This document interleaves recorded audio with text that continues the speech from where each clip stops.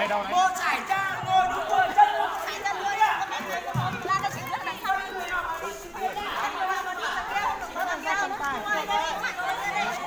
Cắm vào đít cơ mà.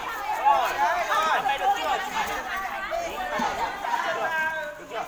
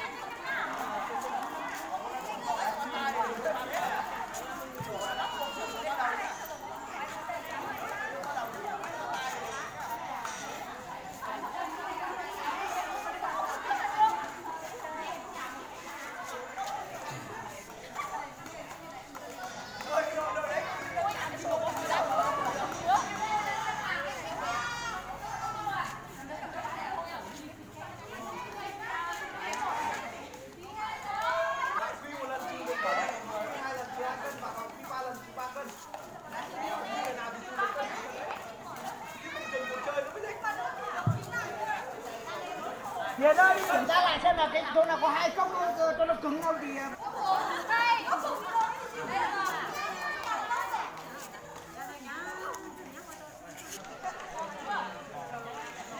rồi, hai xô nước chua mua đây hai xô nước. Đổ đây vào. Ngồi trước không? Lấy cái đi luôn. Lấy hai xô nước. Về một cái xô về nước là hai bên. Mẹ ơi, cái gì mẹ đang chơi, đừng có kêu. Không hết hoa bây giờ.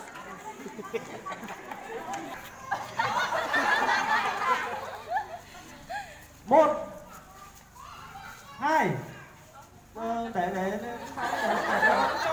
Cho đi, lần này cho rồi. Nhưng mà không bút sức. ba.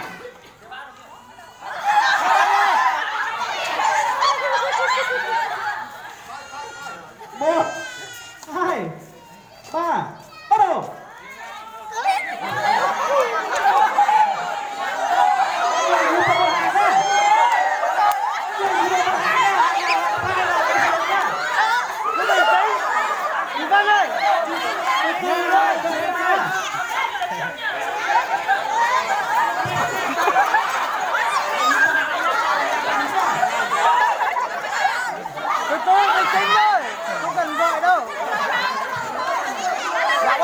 Bảo nó chậm Ngọc ơi, bảo nó chậm thôi nhưng chất lượng là được.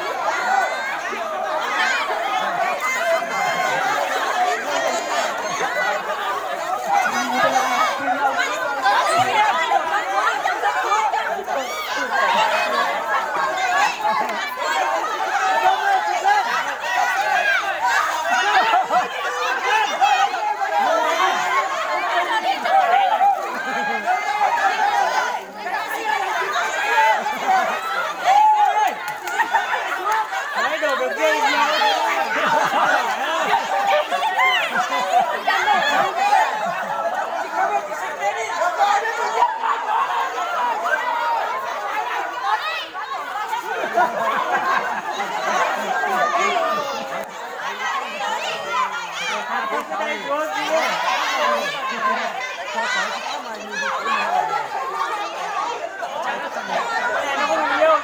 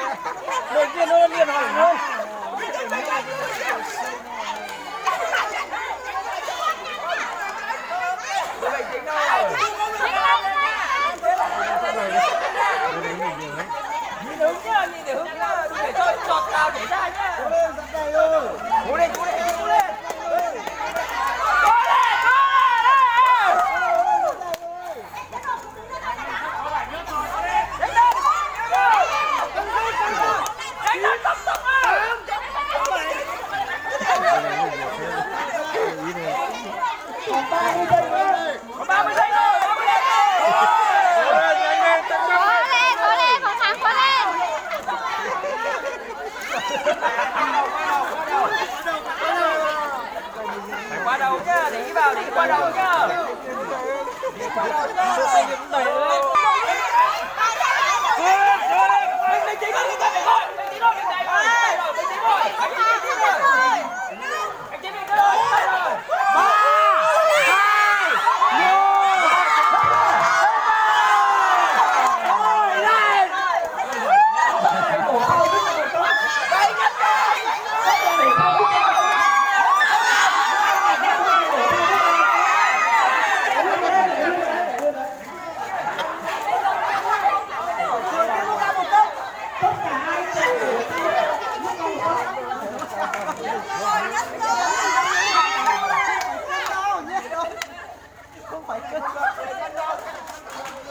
Không lấy chân kia này, lấy chân kia.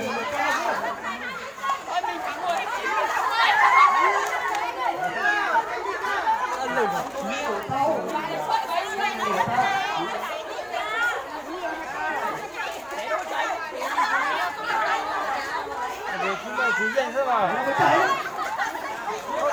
Không phải đâu. Đội này là đội số 1 đúng không?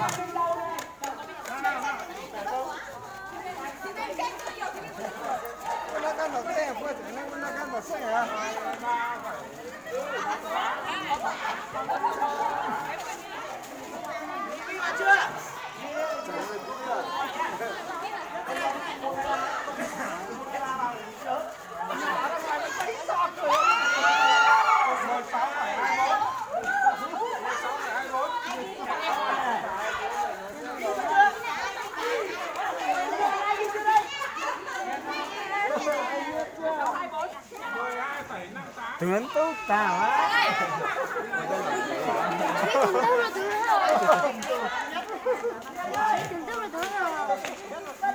Đúng rồi. Anh Tinh ơi, anh không sao. Anh Trang phải ạ. Anh Trang đi anh. Không được. Đấy.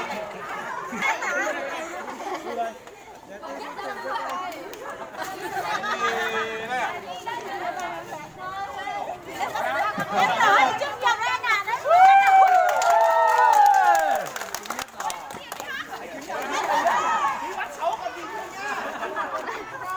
Rồi, bây giờ em thu cái này để chuẩn bị tiếp theo. Em ơi, cây luôn.